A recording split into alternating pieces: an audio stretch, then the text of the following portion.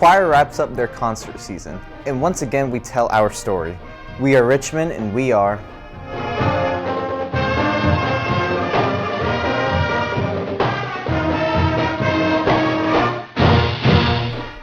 Hello, I'm Big Dave.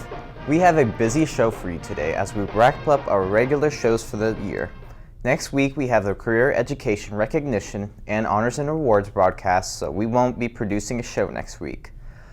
So this wraps it up other than our year in review, which will be posted for the end of finals week. But let's get started with an important piece of information about the Drench a Devil games. The games originally scheduled for this evening have been postponed until Monday, May 20th. Along with the moving of the day, they've also extended the deadline to sign up for your team. You now have until next Thursday to register your team of 8. Just have your team captain scan the QR code to register. The games will be in the grassy area outside of the cafeteria starting at 6 p.m. on that Monday. This spring, we've been sharing some special stories as we tell you more about RHS. Today we have one more story from right here in our radio TV class as Hannah Johnston tells our story about the radio TV set. Every time you watch our show, you see our backdrop, but there's probably something you didn't know. This important piece of our set is decorated with the names of those students who graduated from our program. The tradition started in the early 2000s.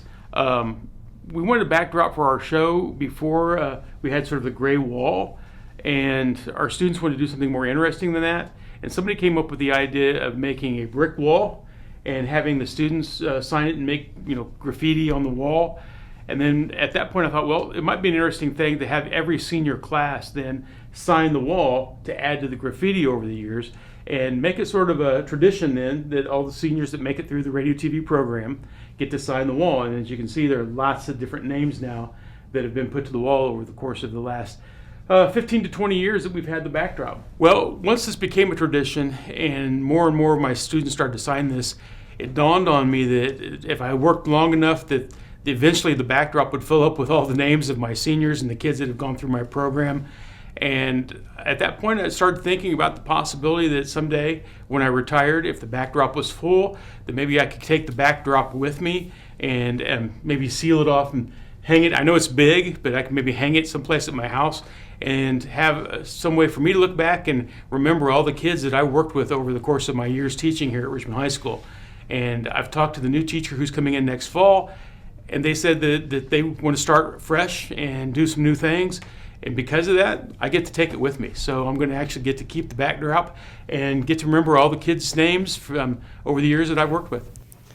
I've been in this class for 2 years, and I watched the seniors sign it last year. I really wanted to sign it last year, so I get to sign it this year, which is pretty cool.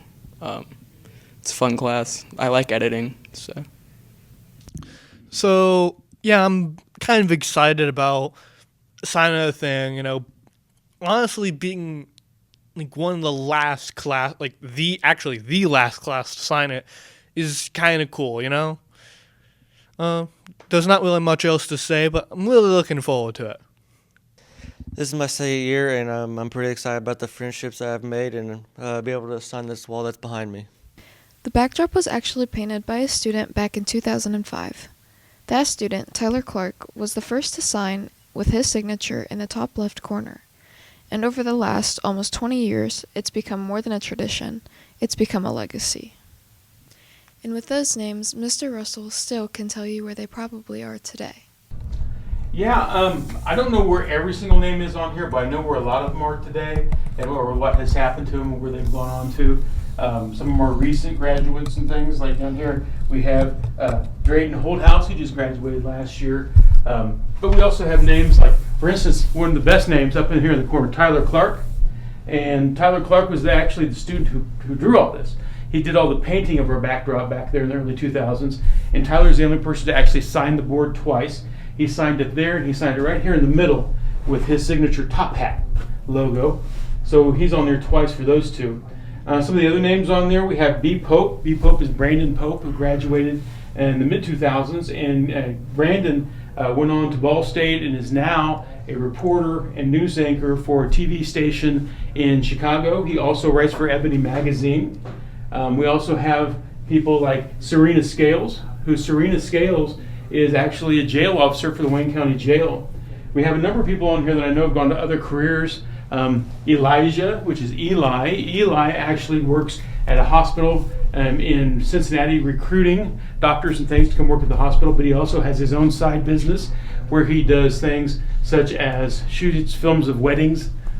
Right up here is Jeremiah Dunkel. Some of our students may know Jeremiah Dunkel as Coach Dunkel, one of the assistant coaches for our football teams in the last few years. And over on the far side over here, I have Cameron Marshall. And Cameron Marshall actually is a movie producer, and he has a full-length movie on Tubi called Freaky Profiling, and is actually here right in May is releasing his second feature-length film.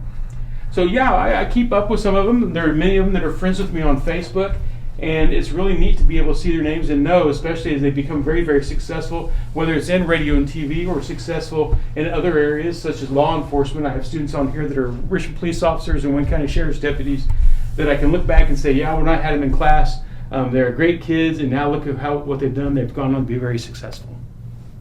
So as we send Mr. Russell off into retirement this year, we send the backdrop with him. He'll keep with him the names of many students he's taught over the years at RHS and who have gone on to success outside of school, including mine. From the air, I am Hannah Johnston. Thanks, Hannah. One of the things we told you about earlier this week was laptop turn-ins on our final day in 2 weeks. To help everyone prepare to turn in laptops, Mr. Hill has a tech tip.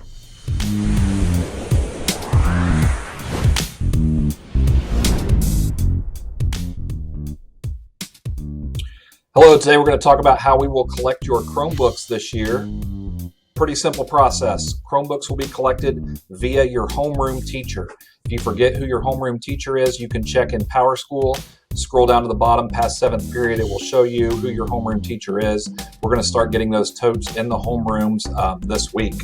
What's going to happen then? You're going to turn in 3 things: your Chromebook, your bag, your charger, and this paper that you will pick up from your homeroom teacher. When you go there, you're going to fill this out. You're going to put the date, your name, first and last, your student number, that's the one you use when you log in at lunch, your grade level.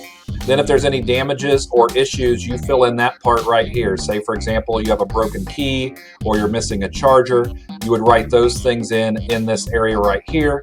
That's all you have to fill out. This paper will go inside of your Chromebook in your bag with your charger.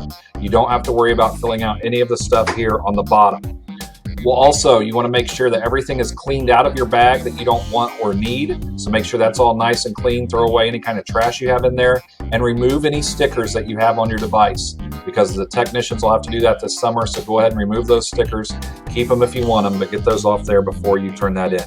The official collection date will be the last day of school. Mrs. Wolpe will be sending out a schedule for that. But if you're leaving early for some reason, if you graduate early, if you're leaving early for vacation, before you leave, you want to turn those devices in to your homeroom teacher. If you're taking a summer school online class, you keep that device and turn it in at the end of summer school. So Chromebooks, go to your homeroom teacher, fill out this page from here up. Make sure you turn in your device, your charger, your bag, clean everything out, get rid of your stickers, and then have a wonderful summer. Thanks. Have a great day.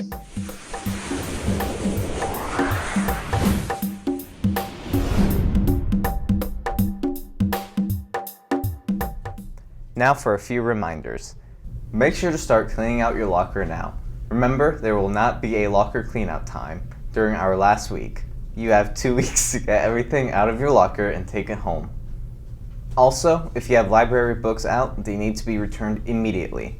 Remember to see Mrs. Homer if you've lost a book to see about replacing it. Seniors, remember that next Thursday and Friday you will report directly to the small gym for first period. Thursday will be graduation practice, and Friday you will need to be in your cap and gown for the senior walk and honors and awards. Freshmen and sophomore girls, looking for something to do this summer? Then consider the Girls Inc.'s Camp Exploration. It's an 8-week day camp that runs from June 3rd through July 26th. Enjoy field trips, experience leadership building, learn important skills, and make lifelong memories. The camp costs $75 for all 8 weeks, but there are scholarships available. You can register now by going to girlsincwayne.org or call 765-962-2362. It's also time to consider being a mentor to next year's freshmen. RDMs are looking for students to serve as mentors to help with the 9th grade orientation on Monday, August 5th. This is a fun way to get involved. Support our school and meet new people. Interested students should complete the application. If you have any questions, see Mr. Warch or Mr. AJ Cox. Next week is a big week for RHS athletics as girls tennis and both RHS track teams have sectionals. Good luck, Red Devils, as you enter the postseason.